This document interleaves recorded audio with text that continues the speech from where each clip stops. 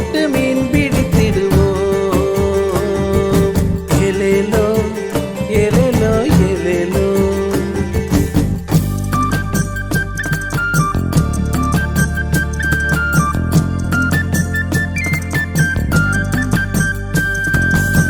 இயேசுவின் கட்டளைக்கு கீழ்ப்படிந்து உலகெங்கும் சுவிசேஷம் சொல்லிடுவோம்.